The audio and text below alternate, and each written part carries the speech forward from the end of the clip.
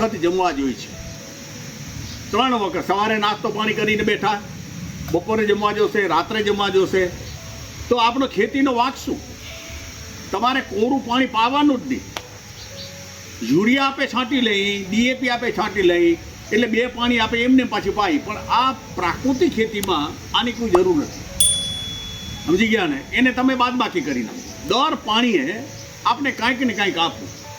હું તમને દાખલો એકલો વેચવા માટે કે મારા ડ્રેગન ફ્રૂટ છે ને 6 એકરમાં, તો એમાં 10 થી 12 કિલો ખાલી ગૌમૂત્ર જોઈએ, 10 થી 12 કિલો ગોબર જોઈએ. તો 2 કિલો જ જોઈએ ને, એનો ખર્ચો નથી બીજો. ખેતી એમ જ થાય મારવાની. આ 25 વર્ષનો અનુભવ છે, એ તમને વ્યાવા આવ્યો છો. તો આ ખેતી તમારી એમ જ થશે. તમારે કંઈ કરવું જ નહીં. બસ ડ્રીપ એરિગેશન મહત્વની. મારી એજન્સી નથી, એજન્સી આરી જે છે એ આરી. તમે સારી કંપનીની એજન્સી, તમારે એનું તમે ડ્રીપ એરિગેશન 100% કરો. મેં ડ્રીપ એરિગેશન કર્યું, તેના પાછળ હું સુખી થયો. વાલની સિસ્ટમ, આજે દીકરા 4 વાગે લાઇટ આવે ને તો દીકરાને પાણી પાવાનું કહું છું. તમને હકીકત કહું છું. તમે સેટ નહીં બનતા, માલિક બનજો. વાંકા તો વરવું જ પડશે, પૈસા કમાવા હશે. ખેડૂત ખેતરે શોભે અને વેપારી પેઢીએ શોભે. તમને હકીકત કહું છું. એટલે હું બેનો છું. હું વેપારી છું ત્યારે પેઢીએ બેઠો, ખેતરો જાઉં તો આટા દેતો ખેતીમાં. એ બેનું જીવન મારામાં છે. એટલે તમને કહેવાય તમે વેપારી બની જાઓ, શીખી જાઓ, છેડે તમને પહોંચાડી દઈશ વેપારી કેમ થવાય. તો આ એના માટે 1 એકરનો તમને માપ દઉં. 40 ગુઠા બરાબર 1 એકર. તમે સૌરાષ્ટ્રમાં આ વીઘા કરી લેજો તમે. તો 1 એકરનું તમને માપ દઉં કે એમાં 1 એકરની અંદર 20 કિલો ગોબર તાજું, 20 કિલો ગોબર તાજું એ ધોરિયા પદ્ધતિ માટેનો વિષય દઈશું. પછી ડ્રીપનું તમે પાછળથી કહીશ. તો 20 કિલો ગોબર, 20 કિલો ગૌમૂત્ર તાજું જૂનું બધું ચાલશે. એ થઈ ગયું. પછી છાશ, એની અંદર તમારે 5 લીટર ખાટી છાશ નાખવાની. 5 લીટર તાંબાના વાસણમાં અથવા વાયર નાખી દેવાના. એની અંદર કમસે કમ 1 કિલો વાયર હોવો જોઈએ. મોટરની વાયરની વારકાને લઈ આવવાનો, વાનેસ બારી અને ધોક્કા દઈ અને અંદર નાખી દેવાનું. તાંબુ કોપર જ જોશે આપણે પ્લાસ્ટિકના ડ્રમમાં. એટલે લોખંડના ડ્રમમાં ક્યાંય છાશ રાખતા નહીં. એ બધું હળી જશે. વાસણ એક કામ નહીં આવે. તમારા હાંડા હોય ને તો હાંડો આસ્તે આસ્તે ગળી જશે. આમ તમે છે એ કહું, વાપરો તો વાપરજો. ઘણાને ઘરમાં પડ્યા છે, બરાબર. તો આ સ્થિતિમાં એ ગોબર 20 કિલો, 20 કિલો તમારે ગૌમૂત્ર અને 5 કિલો છાશ, અને એમાં 5 કિલો છાણાની રાખ. 5 કિલો છાણાની રાખ એટલે 10 ખોબા થશે. એમાં કાંઈ કાંટો કરવાની જરૂર નથી. આમ ભમકાવી દેવાનો. ખેડૂતને ભમકાવાનું જો, બીજું શું હોય. 10 ખોબા તમે નાખી દો, એ તમારી જડીબુટી બની ગઈ સાહેબ આખા ખેતરમાં. અને એની અંદર આકડાનું પાણી નાખજો. આકડાનું પાણી 200 લીટરના ડ્રમમાં તમારે 20 થી 25 કિલો આકડો કાપી આવવાનો. તમારો પોટાશની ફેક્ટરી બની ગઈ. અને એ ફૂગનાશક છે આખું. એટલે એ આકડાને પ્લાસ્ટિકની દોરીથી બાંધી દેવાના. એ પ્લાસ્ટિકની દોરી બાંધીને પૂરો બાંધી દેવાનો. એને ઉતારી દેવાનો પીપળામાં 200 લીટરના ડ્રમમાં. એ 200 લીટરના ડ્રમમાં આકડાને પછી પાણી તમે ભરી દેવાનું 200 લીટર. પછી મોઢું બાંધી દેવાનું પ્લાસ્ટિક. એટલે એનો ગેસ છે ને બહાર નથી. 15 દિવસે એ આકડાનું પાણી તૈયાર થશે. 15 દિવસ થાય એટલે ગાડીને બીજા પીપળા મૂકી દેવાનો. એટલે એ આંકડો બહુ જૂનો ભેગો નહીં કરવાનો, એટલે કીડા બહુ પડશે. એટલે તમને કીડા જોઈને મજા નહીં આવે કે આ બાપાએ ક્યાં આવું શીખવાડ્યું. પણ 15 દિવસમાં કાંઈ નહીં થાય. 15 દિવસ થાય એટલે તમારે એ પાણીને ગાળી નાખવાનો. આંકડાની છાલ છે ને એ બધી અંદર ઓગળી જશે. બધી હલાવવાની કોઈ જરૂર જ નથી કે તમે હેરાન થાવ ને આ તે. એને 15 દિવસ થઈ ગયા, તારીખથી તારીખ જોઈ લેવાનું તમારે. તો એ પાણી તમારે એની અંદર 10 લીટર નાખી દેવાનું. 10 લીટર માત્ર 1 એકર માટે. કેટલું જોયું? આંકડાવાળું પાણી 10 લીટર. આની અંદર 20 કિલો ગોબર, 20 કિલો ગૌમૂત્ર નાખી દીધું ને 5 કિલો છાશ અને 5 કિલો છાણાની રાખ. 1 એકરનો માપ છે. ક્યાંય રૂપિયા લેવા ગયા? બધું જ વાડીમાં છે ને તમારી પાસે. આ કરી લો એટલે રૂપિયા તમારા ખિસ્સામાં બચે. હવે ડ્રીપ એરિગેશન. ડ્રીપ એરિગેશનમાં 3 એકર મારી જવાનું. કેટલા એકર?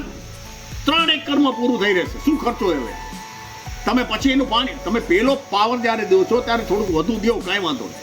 ડ્રીપ એરિગેશન ખેતી કેમ કરવી એ મારો 25 વર્ષનો તમને અનુભવ દઉં છું. તમે ખાતર મૂકો છો ત્યારે ખાતર જેટલું જ પાણી એને દેતા જાઓ અને વાલ બંધ કરતા જાઓ. 15 થી 20 મિનિટની અંદર 30 મિનિટમાં એને તમે ખાતર ખાઈ જશે.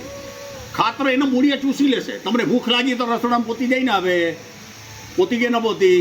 તો આ કામ એ ખેતીમાં આવું જ છે. એટલે ડ્રીપ એરિગેશન કેની બાગાયત હોય ને તો કંઈ 8 કલાક 4 કલાક હલાવો ને પણ તમે જ્યારે ખાતર દો છો ને ત્યારે એને કમસે કમ વધુ તમે અડધી કલાક આપો, પછી એને વાલ બદલાઈ નાખો, બીજામાં વાલ લઈ લો. આ રીતે ડ્રીપ ઇરિગેશન 3 એકરમાં ખાતર પૂરું થશે. તો વિચાર કરો કેટલા એકર થયું, એને ભાગે શું થયું? 6-7 લીટર ગોબર થયું. પછી તમે લાંબે ગાળે એને પાંદડા જોજો, એ 5 એકરમાં પૂરું થઈ રહેશે. કેટલા એકરમાં? 5 એકરમાં ડ્રીપ ઇરિગેશન પૂરું થશે. પણ આ ધુરિયામાં તો ખાઈ જ જશે મારવાનું. એનું કારણ છે એ જમીનમાં આપણી હાર છે, આપણે ઓર કઈ હાર છે, પછી 5 ફૂટ પરિબળી છે, એટલે જમીન વધારાનું બધું ખાઈ ગયું.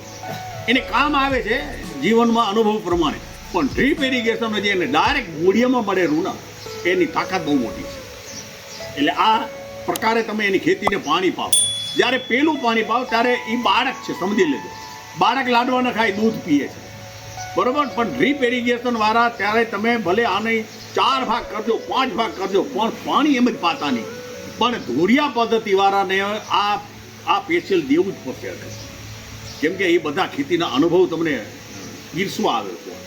પછી તમારા પાક એ ઉગી જાય બાદ પછી એને શું થાય એ જોયા રાખવાનું. આપણે તમે ડ્રીપ ઇરિગેશન અને આ ખાટી છાશ ને આ તમે મૂકશો ને એટલે મોલો મસીદી છે ને, હવે મારા જીવનનો અનુભવ તમને, એ રાત્રિના એનો ગેસ કાઢે છે અંદરથી. તમે સાંજે પાવો અને સવારે પાવો, બેમાં ડિફરન્સ દેખાય. મને બેમાં દેખાય. અમે વધારે પડતા સવારે જ છોકરા અમારું પાય છે, કેમ કે નકર દિવસના તડકા બહુ લાગે. આ ડ્રેગન ફ્રૂટને, કમલમને, કેમ કે એ મારવાનું પાંદડું જેવું લૂલું થઈ જાય દિવસ. પણ કહેવાનો વિષય કે આ બધી ખેતીને આખું પરિવર્તન, તમારી ખેતી પીળી જ નહીં પડે સાહેબ. એની અંદર તમારા કઠોળો તમે વાવી, કઠોળોમાં એક ઈયળ નહીં પડે, શંખલી ઈયળ નહીં થાય, શંખલી સિંગ નહીં થાય. શંખલી સિંગ સમજ્યા ને? 12 દાણા મગના થતા હશે ને તો ક્યાંક 2 ખાલી થઈ જશે, એ નહીં આવે. એ દાણાનો તમારો વધારો થશે અને ફૂલ એટલા બધા થશે. મને તો ખેડૂતના ફોન આવે ત્યારે હું તો દિલમાં એટલો રાજી થઉં કે મને ભગવાને ખેડૂત બનાવ્યો છે. અને એમાં ભણેલો માણસ નથી, નકર ક્યાંક નોકરી લાગ્યો, બાપાને કામ ના આવ્યો. પણ કહેવાનું છે આજે ખેડૂતના પરિવારને કામ આવી રહ્યો છું, ત્યારે તમને આ કહું છું કે એની ખોરાકી અતિ મહત્વને એ ખોરાકી તમે જાળવી રાખજો. આકડાનું પાણી અને ગોબર, ગૌમૂત્ર, છાણાની રાખ અને ખાટી છાશ ક્યાંય બજારમાં લેવાની. એક ભાઈ મને ફોન કર્યો, બાપા બધું મારે કરશે, છાણાની રાખને શું કરું? તો મેં કીધું એક્સપોર્ટ કરવી પડે. કીધું બિચારાને છાણા બારવાની ખબર ન હોય, બિચારા ભણ્યા ન હોય, શું કરે? એને એમ કે છાણાની રાખ બજારમાંથી મળતી હશે. ગોબર ગૌમૂત્ર વાળી જોઈએ, પણ છાણાની રાખનો મગજમાંથી આવે ત્યારે આપણે વિચાર થાય કે છાણા રાખ. એ ખેડૂતે કીધું છાણા રાખ તું હમણાં સળગાવી લે છાણા ક્યાંક જોતીને. તો હવે ગેસમાં આવી ગયા, મોદી સાહેબ બધાને ગેસ દઈ દીધી, એમાં છાણા રહી ગયા, સમજી ગયા ને? પણ છાણા બચ્યા છે. હું તમને ખાતર કેમ બને નહીં પછી મને તો તમને શીખવાડી દઉં છાણામાં. પણ આ વસ્તુને આપણી ફૂલ તૈયારી તમે રાખજો. અને આ બધો વિડીયો તમને